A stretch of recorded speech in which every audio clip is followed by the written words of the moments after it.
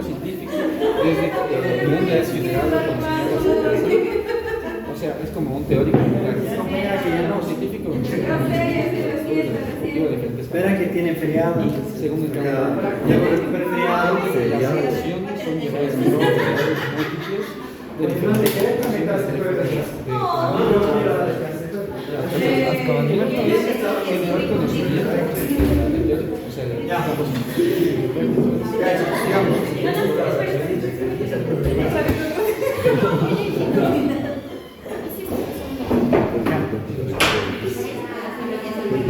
A ver, sigamos. Vamos ahora a hablar de colangitis.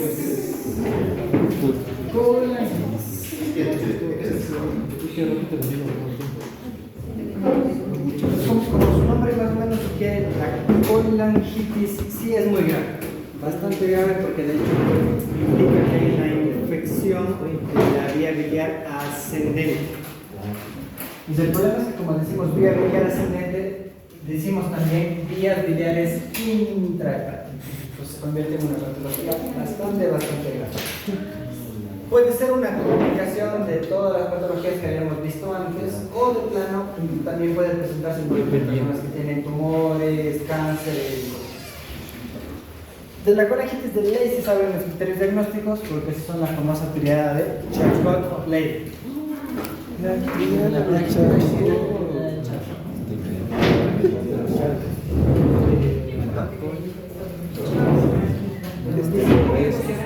De colangitis, cuando tiene ictericia y dolor.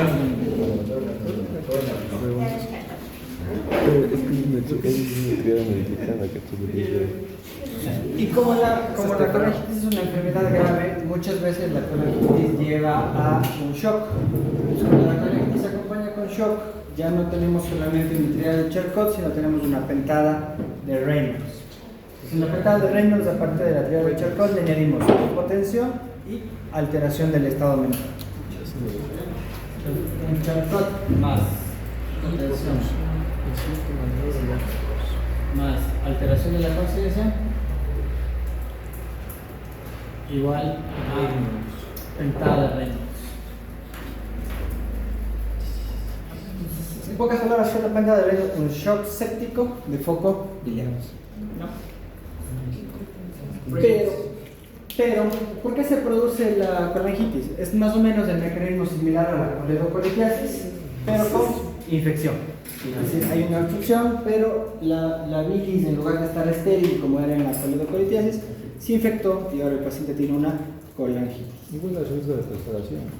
El mismo riesgo, y de hecho aquí tiene riesgo de perforación más sepsis.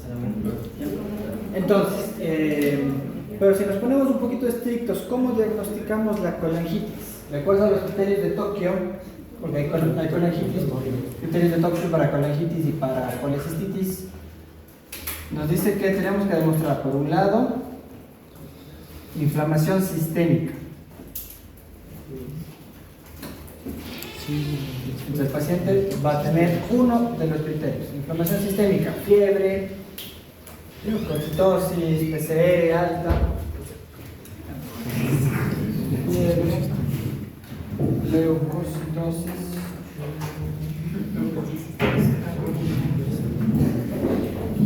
la segunda, el criterio B, nos habla de criterios de colestasis.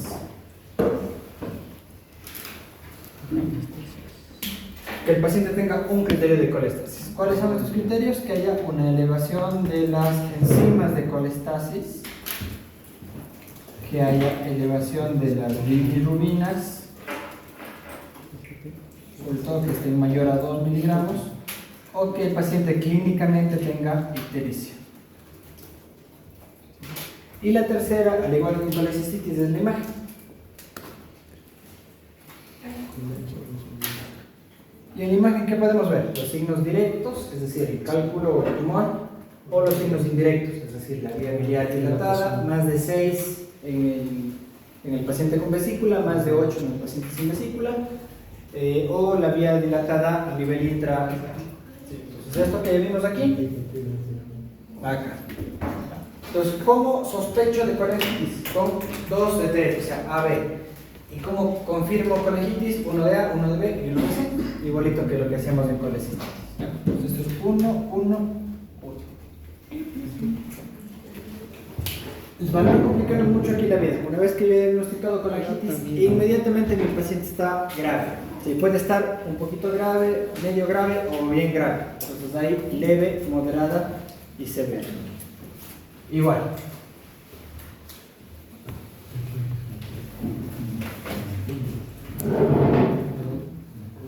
Entonces, ¿qué paciente estará severo? El que está en shock. ¿Qué paciente estará leve? El que no tiene disfunción orgánica. Y pacientes moderados serán aquellos que tienen leucocitosis, más de 12.000 o menos de 4.000, que tienen una bilirrubina total mayor a 5, que tienen más de 75 años, etc. ¿Ya? Entonces, ¿qué hacemos aquí? Lo mismo que hacemos en colecistitis. Si el paciente está leve, son antibióticos más drenaje. ¿Y cómo hacemos el drenaje? Con CEPRE, como ustedes dicen. Entonces aquí es ATB más CEPRE. ¿Qué antibióticos? Los mismos. Entonces, ceftriaxona, metronidazol o piperacilina rosuvastatin. Si el paciente está moderado, hacemos tratamiento con antibióticos más drenaje diferido en 24 a 48 horas. Y si el paciente está en shock, soporte hemodinámico, vasoactivos, antibióticos más drenaje percutáneo. Ya no CEPRE, aquí es CEPRE, sino que aquí es drenaje percutáneo. Una cistostomía. Vamos a hacer un drenaje percutáneo, igual que hacíamos en la colecistitis severa. Profe, pero si esta es una complicación grave, no deberíamos empezar directamente por piperacilina. Podrías empezar con piperacilina, sí, pero al no tener disfunción orgánica, en realidad la ceftriaxona, metronidazol también te van a cubrir muy bien los. Pues si quieren empezar con piperacilina, piperacilina no. Y acá sí, creo que lo más óptimo sería meropenem. No estamos jugando con pitas, sino ya directamente con meropenem. Aquí la idea es, si es que el paciente está leve, empiezo antibióticos y hago la CEPRE en forma temprana, para que no se inestabilice. Si es que el paciente ya está un poco inestable, primero enfrío el cuadro clínico y en las primeras 24 o 48 horas hago el drenaje con CEPRE.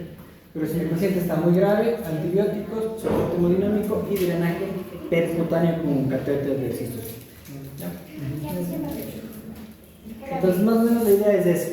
¿El paciente tendrá que ser operado de la vesícula? Sí. Entonces aquí es CEPRE más Colelat. Más Colelat. Y si sobrevive, Colelat. La Colelat es la colecistectomía laparoscópica. Sí. Sí, porque si el cálculo viene de la vesícula, pues ya se le infectó, hay que sacar la vesícula. ¿Antibiótico más CEPRE o P? No, es precoz, CEPRE precoz. Pero acuérdense que la CEPRE es endoscopia. Y si se formó en el colédoco, igual extraemos la vesícula. De preferencia sí, porque no sabemos si se formó, no sabemos a ciencia cierta si se formó en el colédoco o si es que realmente viene de la vesícula. Porque a lo mejor no encuentras cálculos en la vesícula y no lo sabes. En el modelo dice antibiótico Más un drenaje diferido. Diferido y dice más CEPRE, ¿cierto? O sea, el drenaje es la CEPRE. Ah, ya, ok. Sí, pero la CEPRE no le haces inmediatamente, sino le haces después de 24, 48 horas, cuando el cuadro se haya enfriado. Acuérdense, el famoso, vamos a enfriar el cuadro y vemos. Ese es el moderado, ¿verdad? Sí. Cuando el cirujano le da pereza operar, dice, no, enfríale primero y después le opera. Antibióticos y operaciones. De todas formas, comprendan, chicos, que la colangitis, al ser un proceso severo, tiene una mortalidad súper elevada. Entonces, por más que ustedes actúen de buena manera, pues las probabilidades de supervivencia del paciente son relativamente pobres, sobre todo en los últimos 2 años. O sea, un mayor de 75 años con colangitis, muy difícil. Hasta aquí, ¿estamos clarísimos? Sí. Y ahora vamos a pancreatitis, a la compañera Raquel. ¿Cuál fue la pancreatitis? Pancreatitis. Mi favor. Y estas clases continúan también el martes. Claro. ¿Mande?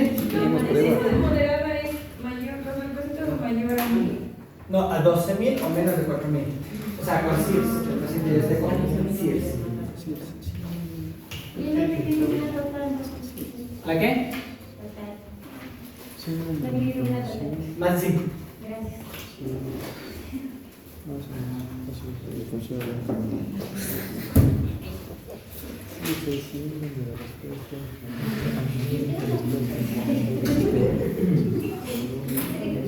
Ya, ahora sí vamos a hablar del tema un poquito más complejito que es la pancreatitis aguda. Vamos a hacerlo súper simple para que no se quemen las redes.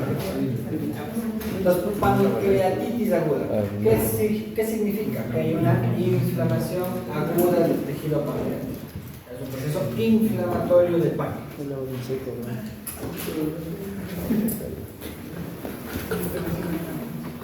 ¿Qué es? Ya sabemos, es facilito porque el nombre lo dice. Lo importante es entender por qué se produce. Que esta es una inflamación producto de la activación intrapancreática de las enzimas. ¿Cuántas enzimas?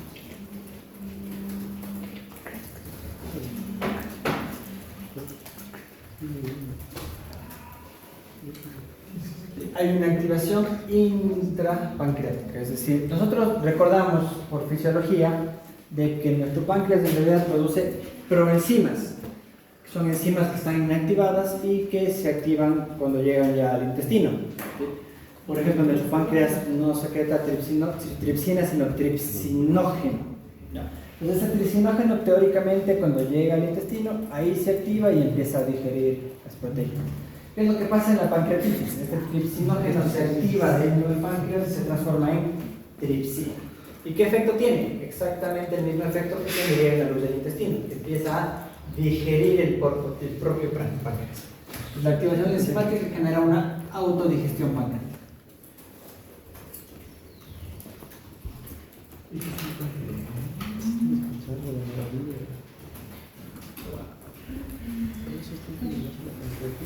El páncreas se autodigiere por error. Problema de esto, primero, que produce necrosis coagulativa.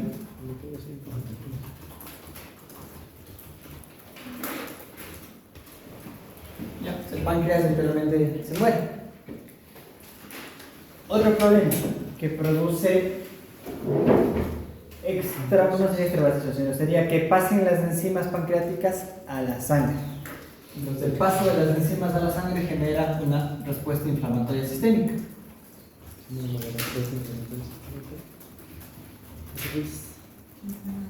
Entonces, las enzimas ocasionan un síndrome de respuesta inflamatoria sistémica. Y la tercera, y que suele ser de hecho una causa de muerte importante, es que produce la formación de un tercer espacio.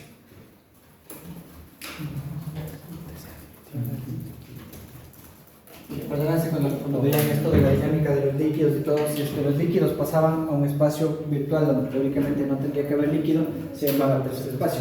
Sí, entonces el edema pancreático lo que genera es que en el peritoneo se forme un tercer espacio.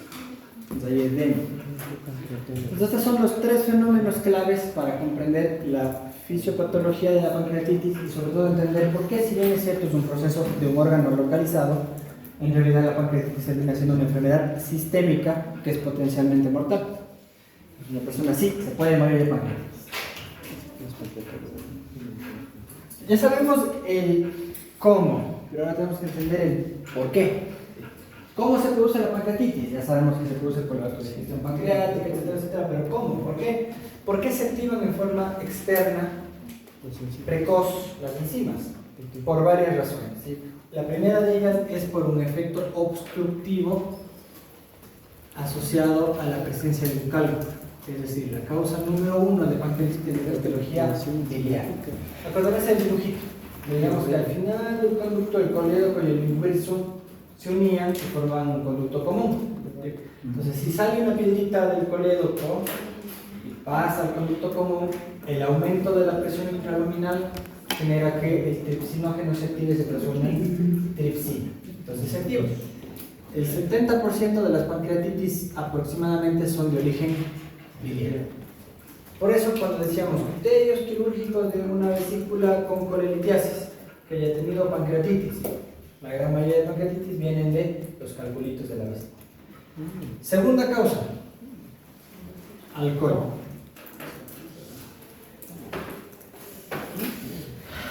Y aquí es importante entender una cosa, y pregunta de Campos. En pancreatitis nos interesa más la cantidad de alcohol ingerido en forma aguda que la cantidad total de ingesta crónica de alcohol. ¿Ya? A diferencia de lo que pasa en cirrosis.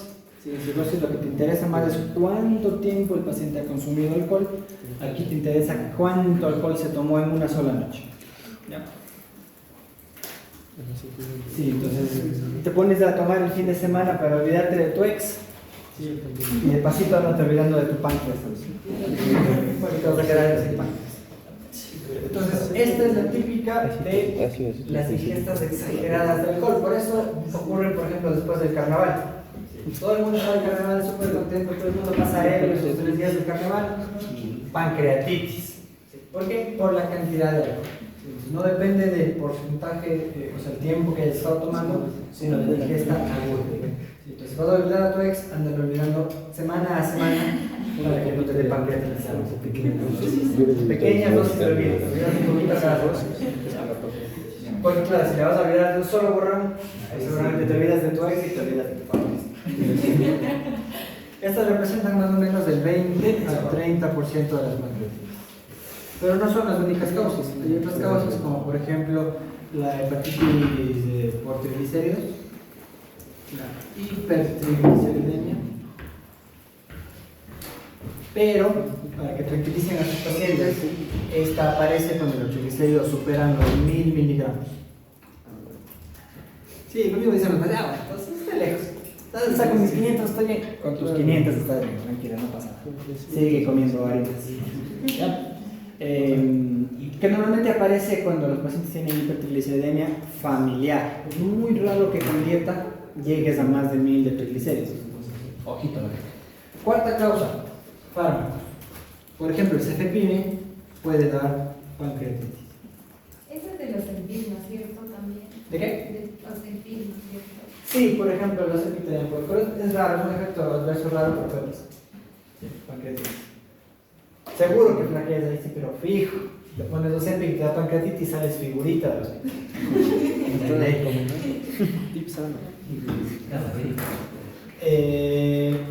autoinmune, puede ser una pancreatitis autoinmune.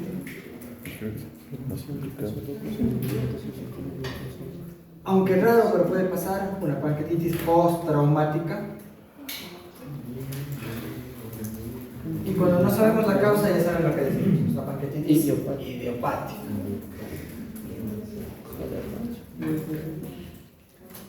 Pero los estudios recientes nos indican que de estas idiopáticas, más o menos el 60% de ellas en realidad son por microlitos, por microcálculos. Es decir, son cálculos tan chiquiticos que no los vemos en los estudios de imagen, pero que pueden ocasionar pancreatitis. Entonces, ¿qué es lo que se recomienda? En pancreatitis idiopática recurrente, colecistectomía.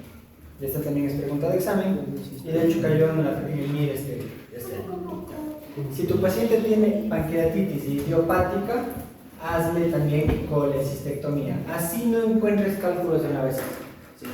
Porque la gran mayoría de pancreatitis idiopáticas provienen de microlitiasis. Pero me dijo recurrentes. Pero... Recurrentes. Y pues si solo tuvo uno, no sé. Si solo tiene uno, pues de ahí la aguantas. Si dices, bueno, es idiopática, no sabemos por qué vino, pero viene el siguiente año otro. El siguiente año otro. Ninguna de ellas encuentras causa. Piensa que puede ser una microlitiasis y saca de la vesícula. Porque obviamente la pancreatitis es mucho más grave que no tener vesícula. Entonces, si tienes que elegir, pues prefiero que no tenga vesícula el paciente y deje de tener pancreatitis a que siga teniendo pancreatitis recurrente. ¿Y virus infecciosa no puede haber pancreatitis? Es muy extraño que sea de origen infeccioso, porque el páncreas normalmente es un órgano que se origen. No hay bacterias que sobrevivan a las enzimas pancreáticas. Entonces es raro que se pase pancreatitis. Si hay casos en los que se puede meter por ahí un ascaris y generar obstrucción, sí, es poco habitual porque el ascaris más como no le gusta el páncreas, no le se sube a la vesícula.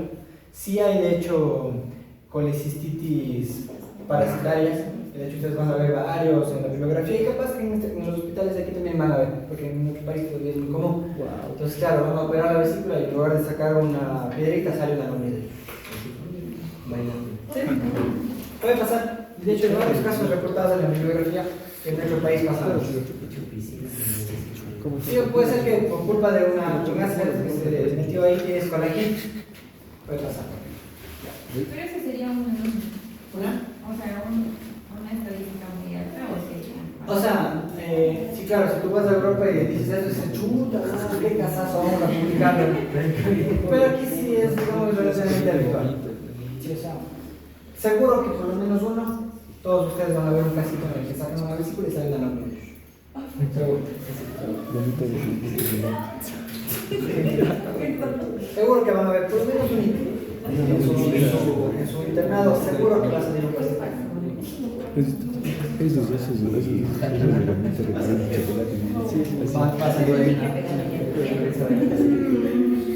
Ya, listo chicos. Entonces una vez que hemos entendido esto, ya sabemos el por qué, ya sabemos el cómo. Ahora vamos a clasificar a las pancreatitis. De acuerdo a Atlanta, las pancreatitis tienen 2 grados o 2 tipos de histopatológicos. La pancreatitis edematosa, y como su nombre sugiere, lo que predomina es la inflamación del páncreas. Afortunadamente estas son las formas más leves y representan 8 a 9 de cada 10 pancreatitis. Pero tenemos una forma mucho más grave que son las pancreatitis necrotizantes o también llamadas necrohemorrágicas. Que así como suena feo, justamente son súper graves, que representan más o menos 1 de cada 10 pacientes en pancreatitis y con una mortalidad súper elevada. Entonces, una vez que yo entendí esto, ahora sí vamos a la parte clínica. Primer reto en la clínica, hacer el diagnóstico de pancreatitis.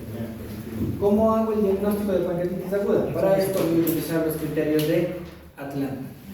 Y me dice el criterio de Atlanta que para yo decir que mi paciente tiene pancreatitis, tiene por lo menos 2 de los siguientes 3 criterios. Primero, dolor abdominal típico de la pancreatitis. ¿Cuál es este dolor típico? Dolor en cuadrante superior izquierdo, epigastrio, que irradia en el cinturón hacia la espalda, que empeora cuando el paciente se acuesta, que mejora cuando se sienta o se pone de pie, que se acompaña de náusea, vómito e incluso signos de ilio paralítico. Ese es el dolor típico. Si el paciente llega con un dolor intensísimo en esta parte y dice, doctor, no me acuesto porque cuando me acuesto me duele más. Check. Dolor típico, check. Un punto. Segundo, que el paciente tenga elevación de las enzimas pancreáticas, predominantemente de la lipasa, que es más específica, o de la amilasa, considerando que la amilasa también puede ser de origen salival, pero la elevación tiene que ser mayor o igual a 3N, es decir, 3 veces por encima del valor normal. Supongamos el valor, digamos, es 80. El paciente tiene 100, ya tiene pancreatitis, no, tiene que tener por lo menos 240, porque tiene que ser 3 veces el valor. Con que el paciente tenga esto y tenga esto, yo ya cumplo 2 de los 3 criterios y puede que ni siquiera necesite aplicar el tercer criterio. ¿Cuál es el tercero? Que el paciente tenga una imagen compatible.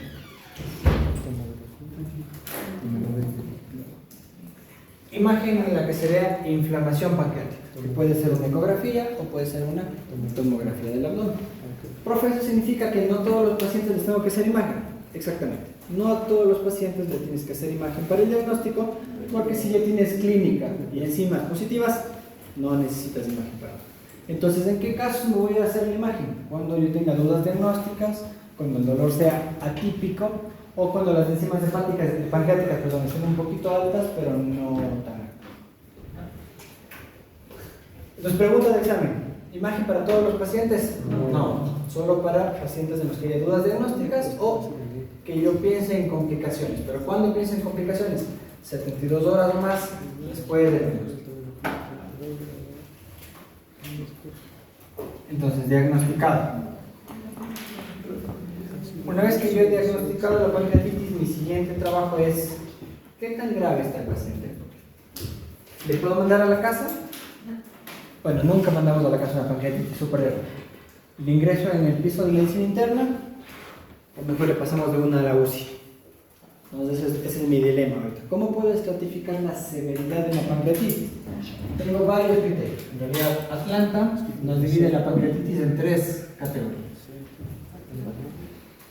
Leve, moderadamente grave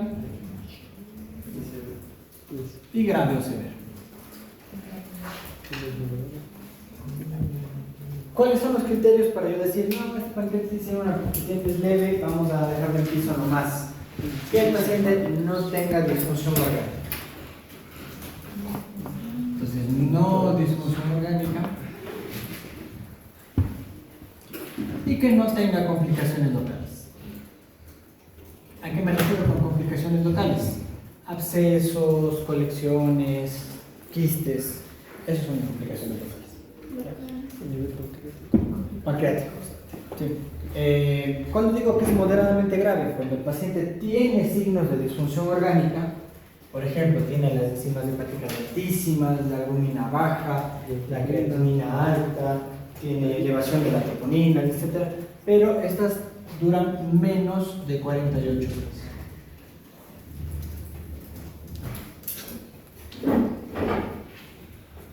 O el paciente tiene complicaciones locales de la pancreatitis.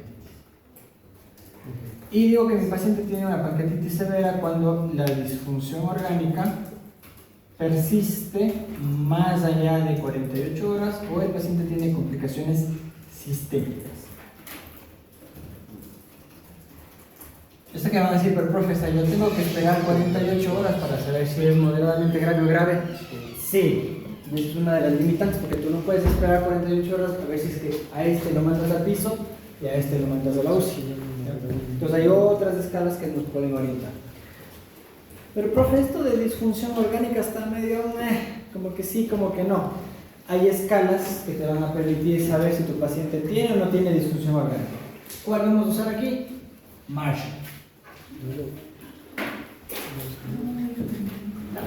La escala de Marshall te va a decir si es que tu paciente está con disfunción orgánica o no está con disfunción orgánica.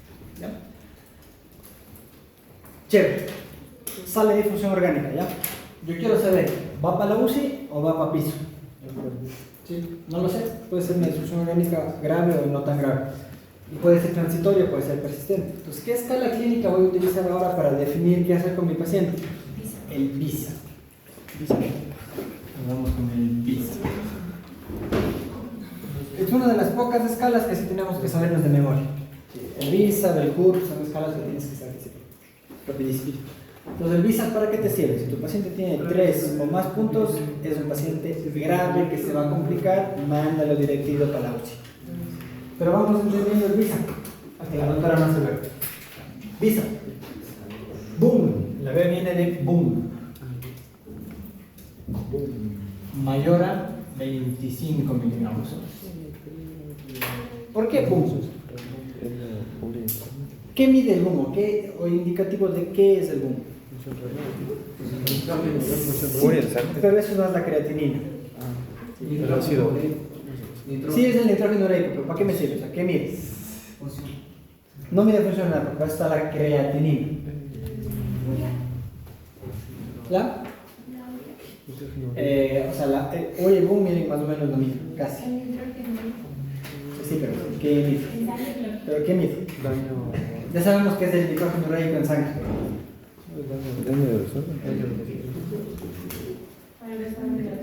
Exacto, acuérdense, hidratación. Si el boom está más alto, significa que el paciente está más deshidratado. ¿Y eso qué significa? Que está haciendo más tercer espacio. Y el hecho de que está haciendo más tercer espacio significa más severa la pancreatitis. Entonces aquí, acuérdense, y pregunta de examen, no me van a dejar mentir porque siempre les toman el examen y siempre. Amilasa y lipasa no son marcadores de gravedad de la enfermedad, solamente sirven para diagnóstico. Marcadores de gravedad son el boom y el hematocrito. ¿Por qué el hematocrito? Por lo mismo. Si es que más alto el hematocrito, más deshidratado está el paciente. ¿Y por qué se deshidrata? Porque es mayor el tercer espacio. ¿Y por qué hay más tercer espacio? Porque es más severa la inflamación. Pues quédense con esa idea en la mente. Y eso pues les pregunta de examen y todos los años les pregunto y todos los años ponen lo mismo. Criterio de severidad de pancreatitis, amilasa y lipasa. Siempre. No, eso es diagnóstico. Amilasa y lipasa. ¿Qué quiero decir con esto? Que si tu paciente tiene 1000 de amilasa, puede estar mucho más grave que el que tiene 3000 de amilasa. Pero un paciente que tenga 25 de boom está más grave que aquel que tiene 14 de boom. ¿Ya? Igual con el hematocrito. ¿Ya? Y de hecho, ya vamos a ver en un ratito que el boom es uno de los objetivos terapéuticos que nosotros tenemos junto con el hematocrito. ¿Ya? La I de mental impairment, o sea, de alteración mental. Entonces, conciencia. El paciente tiene un Glasgow menos de 15. Un punto. La S viene de Sears. Si el paciente tiene signos de Sears, un puntito. La A es de H, mayores de 60 años. Y la P es de pleural effusion, desde el derrame pleural. ¿Por qué derrame pleural? Acuérdense que el páncreas está ahí cerquita del diafragma, entonces si es que hay inflamación del diafragma, habrá inflamación de las pleuras y puede haber derrame pleural. Por lo tanto, esto es indicativo de que es una inflamación severa, porque ya está atravesando la cavidad abdominal hacia la cavidad torácica. Obviamente el derrame pleural tiene que ser izquierdo, no puede ser derecho porque el páncreas está en esa izquierda. Todos valen un punto. Si tu paciente tiene 3 puntos o más, es un paciente que está grave y tienes que mandarlo a terapia intensiva. Si tu paciente tiene 0, 1 o 2, es un paciente que puede ser levemente o medianamente grave y por lo tanto es preferible que lo tengas en el piso o en observación. ¿Ya? Entonces es una radiografía. No necesariamente. ¿Cómo te das cuenta de que el paciente sí está con derrame pleural? Porque hay matidez a la percusión y hay disminución del volumen vesicular o abolición, mejor dicho, volumen vesicular. Ahora, claro, si tú estás auscultando y el paciente tiene movimiento normal, no hace falta que hagas radiografía. ¿Qué más? Listo. Entonces, una vez que yo ya tengo el certificado del paciente y ya lo tengo guardadito ahí en el piso en la UCI, mi siguiente paso obviamente es empezar el tratamiento del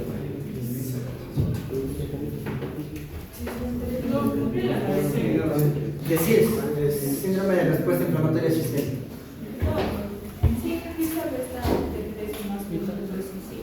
Es UCI. Exactamente. 3 o más es un paciente que está gravísimo y que va a requerir terapia intensiva. Así rapidito, ¿qué otro criterio me puede demostrar que mi paciente se va a complicar? Una PCR mayor a 150. El paciente tiene PCR más de 150, seguramente va a caer en esta categoría. Entonces yo quiero algo rapidito, si usted no me acuerdo cómo también era la escala que tenía que utilizar. Nada, pide la PCR. Si la PCR está en más de 150, severo. ¿Ya? AUCI, directivo. Y ahora vamos haciendo el tratamiento.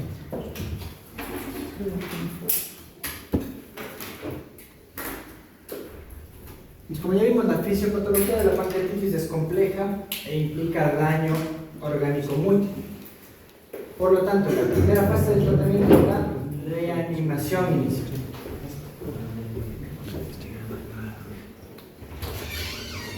Entonces vamos a tratarlo como si fuera un shock. Vamos a acordarnos del ROSE. Pero vamos a quedarnos con la R y con la O nada más. RO. Entonces, ¿cómo hago la reanimación de una pancreatitis? Al final recordemos, tercer espacio, fuga capilar, shock hipovolémico no hemorrágico. Entonces lo voy a tratar como un shock hipovolémico no hemorrágico con volumen. Cristaloides. Sí, si bien es cierto, la teoría que aprendimos nos decía empieza a 30, los estudios recientes en pancreatitis, el estudio Waterford sobre todo nos dice que 30 en pancreatitis es como que mucho y que si tu paciente está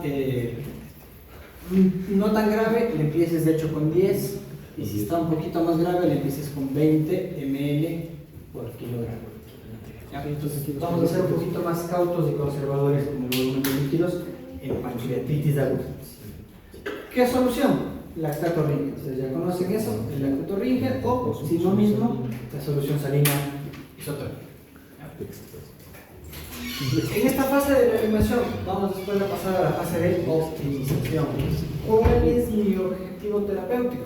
De hecho, en pancreatitis tengo varios objetivos terapéuticos. Primero, que el boom baje de 25. Segundo, que el hematocrito baje de 45%.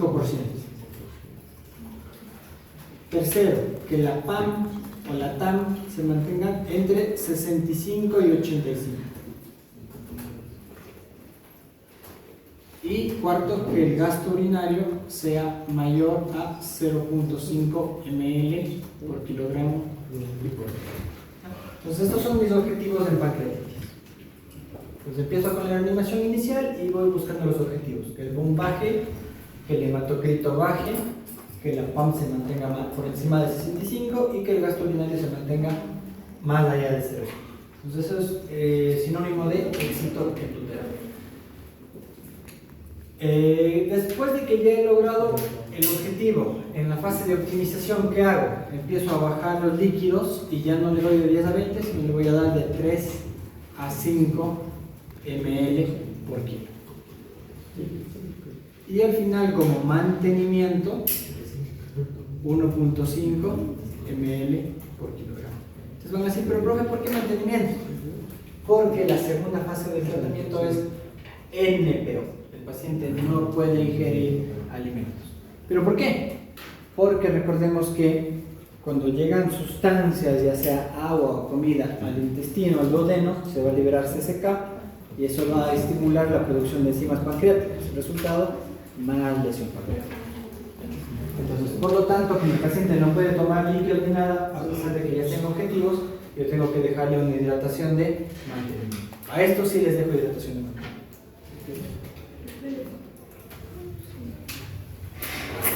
Entonces, segunda, NPO. Y aquí viene la pregunta importante.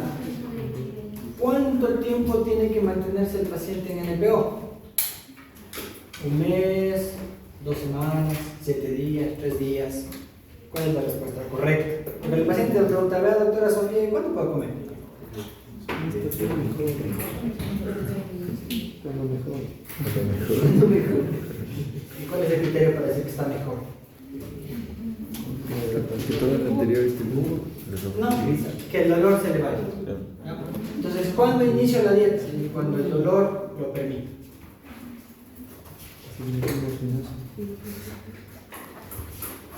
Cuando el dolor baje, le doy la comida. Entonces vamos a decirle, señora, depende de usted. Si sigue quejando de dolor, se va a quedar sin comer. Pues no se queje. ¿Vale? No, sí, claro. Sí, pero van a ver ustedes que, claro, después, a pesar del analgésico, es un cuadro que es muy doloroso. Entonces, si el dolor se te va quitando, pues quiere decir que ya no estás tan inflamado y ya puedes comer. Y te va a preguntar el paciente, como dicho, la enfermera o el de cocina, Doc, ¿y qué dietita le doy al paciente? No, si ya está comiendo, ya está comiendo. Pero no necesita literal porque ya está. Es una agüita. La lógica nos dice, dale un tecito. Y después le das un caldito, pero más agua, repollo, y después le das una comidita sólida. Hacemos la dieta a tolerancia. Sí, eso es más una creencia clásica que sí la hacíamos así, pero los estudios que se han hecho recientemente nos indican que no es tanto así y que de hecho lo único que tiene que tener la dieta es lo que decía su compañero. Nada de grasas, pero se prefiere dieta sólida. Sí, entonces, ¿me puedo comer un arrocito con pollo? Sí, pero que sea de pechuga a la plancha. Entonces sí se puede comer comida sólida. Sí, entonces se va a comer una fritada. No. No puedo comer un boloncito de esos que venden acá abajo del hospital. No, pues si se quiere morir, ¿cómo hacer el bolón? Pero no puede comer.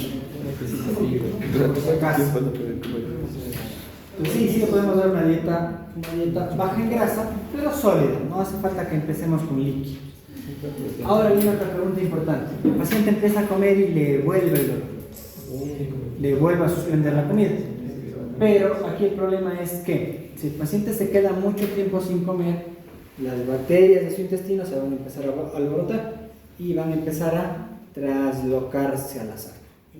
Entonces debo empezar comida, así el paciente no tolera. ¿Y qué puedo hacer para evitar que el paciente tenga dolor al rato de comer? Ahí sí darle una dieta enteral como sugería la compañera. Entonces, si el paciente no puede comer, inicio precoz de dieta enteral.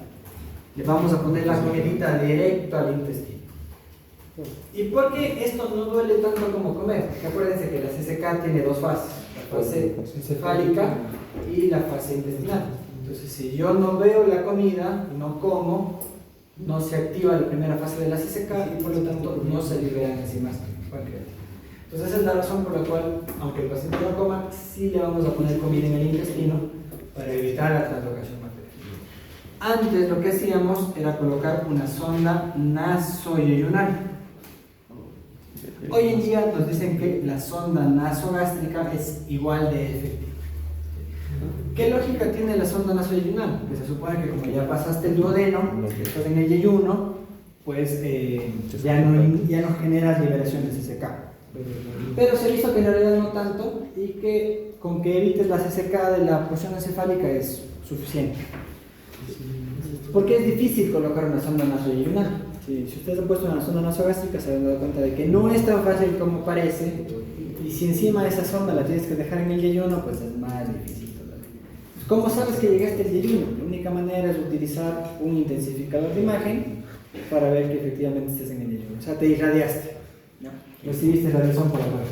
Entonces no te compliques, sonda nasogástrica y le das comidita en la sonda nasogástrica. Profe, la tiene nutrición parenteral. No es recomendada la parenteral porque el problema de la parenteral es que igual no pasa por el intestino y las bacterias intestinales se traslocan.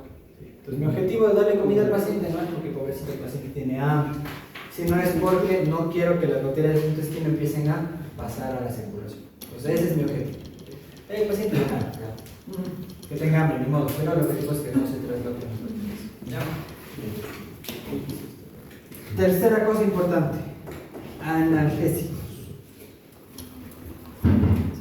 La pancreatitis es muy dolorosa, muy dolorosa.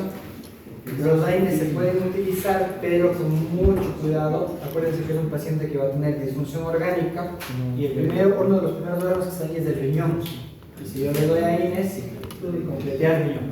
Y además recuerden que esto es una necrosis coagulopática, que genera coagulación y genera hemorragia. Entonces puede generar que incremente la hemorragia pancreática.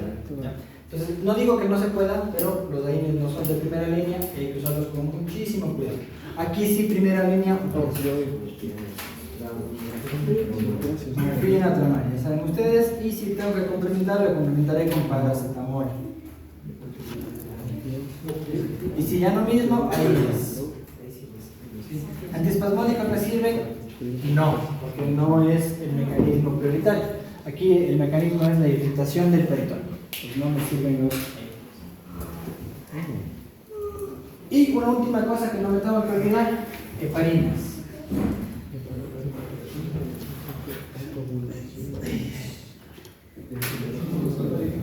En todos los pacientes.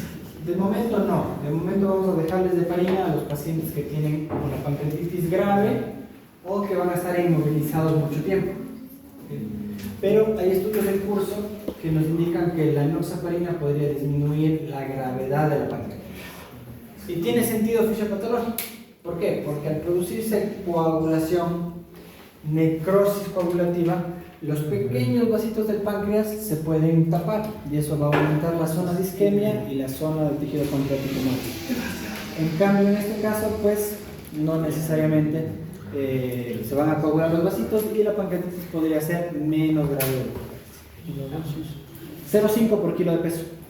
Entonces, si el paciente pesa 80 kilos, le vamos a dar 40 subcutáneos de enoxaparina. Eso. Sí, la mitad del peso, facilito. ¿Qué más? ¿Algo más? En pancreatitis, algo más. Algo más les iba a decir y me estoy olvidando. Buen feriado. ¿Ya colocaron? Desde colegiasis. Desde que saludó. No más les iba a decir de pancreatitis que Desde semiología del dolor.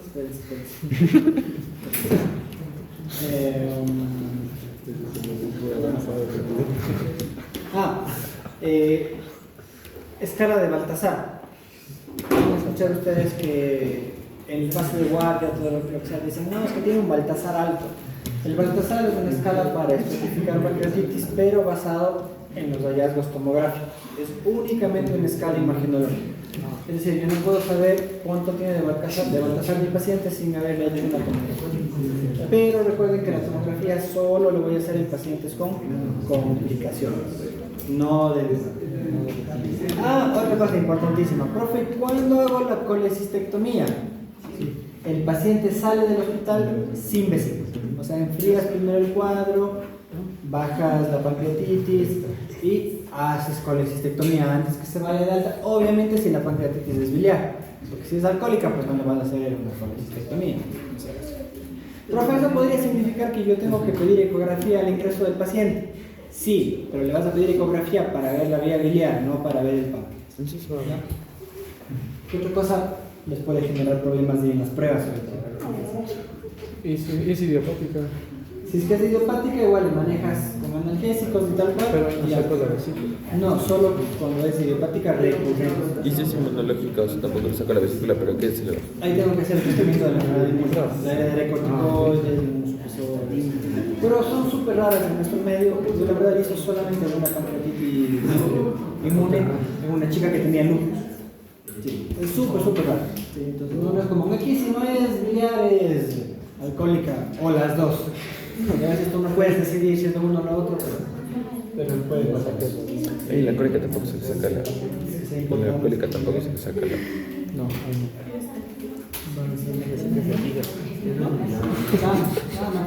Ya, pues, ya me acordé, esa es pregunta de examen. Glucosa.